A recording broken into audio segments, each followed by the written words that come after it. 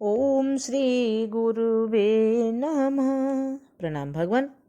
अगस्त ने कहा, ब्राह्मण, जैसे दोनों ही पंखों से पक्षियों का आकाश में उड़ना संभव होता है, उसी प्रकार ज्ञान और निष्काम कर्म दोनों से ही परम पद की प्राप्ति होती है।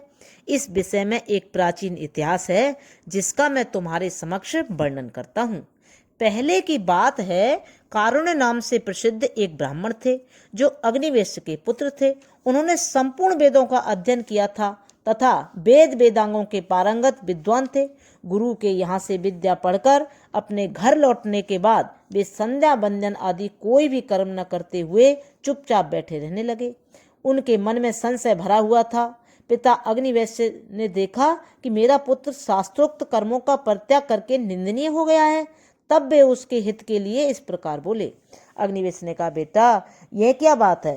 तुम अपने कर्तव्य कर्मों का पालन क्यों नहीं करते? बताओ तो सही। यदि सत्कर्मों के अनुष्ठान में नहीं लगोगे तो तुम्हें परम सिद्धि कैसे प्राप्त होगी?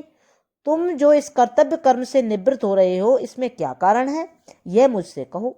तो कारुण्य बोले, पिताजी, आजीवन अग्निहोत्र और प्रतिदिन संध्योपासना करें। इस प्रवृत्ति रूप धर्म का श्रुति और स्मृति ने विधान अथवा प्रतिपादन किया है। साथ ही एक दूसरी श्रुति भी है जिसके अनुसार न धन से, न कर्म से और न संतान के उत्पादन से ही मोक्ष प्राप्त होता है। मुख्य मुख्य यतियों ने एकमात्र त्याग से ही अमृत स्वरूप मोक्ष सुख का अनुभव किया है। पूज्य पिताजी, इन दो प्रकार की श्रुतियों में से मुझे किसके आदेश का पालन करना चाहिए?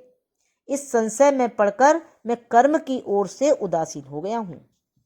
अगस्त कहते हैं, बेटा, तात सुतीक्ष्ण पिता से यूं कहकर वे ब्राह्मण कारुण्य चुप हो गए। अगस्त कहते हैं, तात सुतीक्ष्ण पिता से यूं कहकर वे ब्राह्मण कारुण्य चुप हो गए।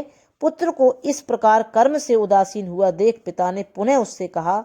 अग्निवेश बोले, बेटा, मैं तुमसे एक कथा कहता हूं, उसे सुनो और उसके संपूर्ण तात्पर्य का अपने हृदय में निश्चय कर लेने के पश्चात तुम्हारी जैसी इच्छा हो वैसा करो। अब आगे उन्होंने एक कथा सुनाई, उसको आगे लेंगे। प्रणाम भगवान। ओम शांति शांति शांति।